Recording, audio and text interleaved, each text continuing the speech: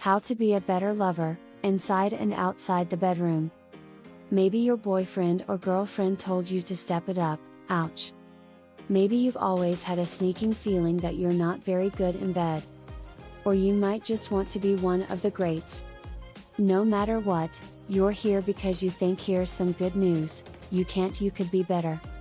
Well, here's some good news, you can't actually be bad in bed. Really. Still, it's possible that you need to improve how you talk to people. Or for your romantic life to need a little spice. This video can help with both of those things. If you need some advice right now, here it is. You're seeing someone and they're coming over out in 30 minutes. Or are you going to the bar tonight to flirt and freak? You can use these tips. Listen to what your partner says and how they act. Carly S., a pleasure expert and the founder of Dildo or Dildon't, says there is one exception to the thesis statement you can't be bad in bed. You're not a good lover if you completely ignore your partner when they try to talk to you and force them to do what you want, she says. Honestly, you're no longer having sex with your partner, you're breaking the law. Your move: pay attention to what your partner is saying with their mouth, hands, and body. Are they trying to pull you in? Megan Stubbs, ed., a clinical sexologist and author of Playing Without a Partner, A Single's Guide to Sex, Dating, and Happiness, asks. Are they drawing you in or pushing you away? Are their hips moving toward you or away from you? You can tell what they like and don't like from their body language. Communicate, communicate, communicate. Your partner can't read your mind, says Stubbs. You have to tell them what you like and don't like for them to know. For the record, she says, all you have to do to communicate is say, "That's great. How does it make you feel? That? Yes. Please add a little more force. Are you getting tongue-tied? Can you instead do what you were doing before? Put your pride at the door. Tell your ego to shut up if it says things like, if they need lube. It's because they don't like you, or if they want a vibrator, it's because you're not good enough." Carly says, sex toys and sexual wellness aids are inanimate things that are meant to make a sexual encounter more enjoyable. So, she says, if your partner says he or she wants to do those things in bed, you shouldn't think, I'm not good enough. It should say, wow. My partner wants to enjoy himself or herself with me. Most of the time, it comes down to three main things. Let's talk about the forest before we talk about the trees. Confidence. Carly says, everyone has to work on their confidence, but it's work worth doing if you want to be a better lover. She says that you need the confidence to ask for what you want in bed, accept feedback from your partner, and do other things. She suggests the following to boost confidence. Repeating a self-love mantra to yourself every morning, cleaning up your digital space and unfollowing people who make you question your worth. Writing a list of things you like about yourself every week, leaving a partner who puts you down, trying therapy. Communication. Do you see a pattern? People should talk to each other before, during, and after sex, says Stubbs. Before making love, talk about. What do you think is sex?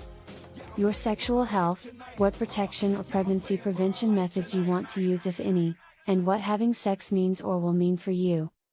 Talk about these things. How it makes you feel physical, how you feel emotionally or spiritually, what you need to feel safe, if or when you want it to end. Talk about these things. How it made you feel emotionally and physically if you want to do it again, and what you need right now, water, food, blankets, etc. Enthusiasm. Merriam-Webster says that enthusiasm is a strong excitement about something. In other words, it's the opposite of being bored. And who the hell wants to have sex with someone who seems like they don't care about it? Aside from specific kinks, very few people who seek pleasure do. Some ways to show your excitement during sex. Tell them they look, smell, taste, or feel good. Give them praise. Say and show that you like what you feel. If this is your first date, try this. Want to treat your new crush like Hosier? This comes from the movie Better Love. Remember these tips. Don't try to fake an orgasm. Stubbs says that faking an orgasm is the opposite of telling your partner what you want in bed. Faking orgasms makes bad technique even worse, she says. If you've been pretending up until now, you could be open and honest with me. For example, you might think about saying, "It's been great getting to know you on a personal and physical level. But before we keep having sex, I want you to know that I've been pretending to have orgasms. I've been too shy to ask for what I need to orgasm. It's not that the sex hasn't felt good, it has. Do you think it would be okay if I touched my clit the next time we had sex?" Another option is to stop pretending to orgasm and let your partner help you get there. Masturbate. You might be tempted to stop having sex with yourself now that you're getting laid. Don't? If you regularly masturbate, it's easier to know what you like sexually and to tell your partner, says Carly. In other words, having sex alone might help you have better sex with a partner. Try this if you've been dating for a few months. There are ways to show your newish partner more love. More often talk about sex. In particular, when you're all dressed up. When you talk about sex outside of the bedroom, the stakes are automatically lower, says Carly. This makes it easier for people to talk about their dreams, wants, likes, dislikes, and other things. You could do these things. Asking your partner if they like a sex scene on the screen, asking them to help you pick out underwear, watching a sexy music video with them. Telling them when you feel aroused out of the blue, and telling them about your sex dreams. Make a yes, no, and maybe list. Stubbs says that you and your partner should spend an evening making a yes/no/maybe list. No matter how sexually adventurous you think you and your partner are, like this one or this one. That will give you both a chance to talk openly about what you want, she says. Good lovers give their partners the space to do that. Take an online sex class with your partner. Who says that date nights that are good in case of a pandemic can only involve takeout, Netflix, and long walks? Try going to an online workshop about sex, kink, or intimacy with your partner. You could say, "Hey, do you have plans for Saturday night? I found a fun event on Zoom about X. I thought it might be interesting.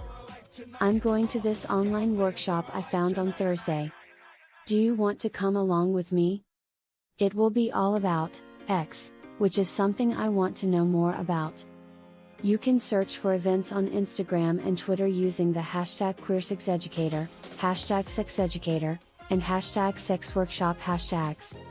If you're in it for the long haul, try this. Want to stay here, in bed, for a long time and have a good time? You could. You and your partner should start a book club. Reading a book about sex with your partner can help you talk about things you want to talk about in your sex life but didn't know how to talk about before, says Stubbs. It's also fun and can help you think of new things to do. Here are some books you could both read. Ian Kerner wrote, She Comes First, The Thinking Man's Guide to Pleasing a Woman. Come As You Are, The Surprising New Science That Will Change Your Sex Life is a book by Emily Nagoski. Sex and Disability, A Quick and Easy Guide by A. Andrews. Allison Moon wrote Girls Sex 101, A Queer Pleasure Guide for Women and Their Lovers, and K.D. Diamond drew the pictures. The Game of Desire, 5 Surprising Secrets to Dating with Dominance, and Getting What You Want is a book by Sean Boodram. With your partner, listen to a podcast about sex. Don't have the patience to sit down and read 300 pages? During your next long drive with your partner, listen to a sex podcast. Here are some sex podcasts to check out. Kissing Emily. Why do people care about that? Kissing Dr. Jess. Bad in Bed, the Queer Sex Podcast and Savage Lovecast. Look through an online sex shop together. Or, if you're close enough, go to one together in person. The toys your partner clicks on will tell you a lot about what they like and what interests them, says Stubbs. For instance, this might be when you find out that your partner is interested in sexual play because they wanted to look at one of the butt plugs on the site. In conclusion, besides that one caveat, it may not be possible to be bad in bed. But that doesn't mean that improving your communication skills, learning to show your excitement, working on your self-confidence and ego, and learning new sensitivities can't make you a better lover. They all can. Don't just believe what we say. Give them a try yourself. The pudding will show how good it is.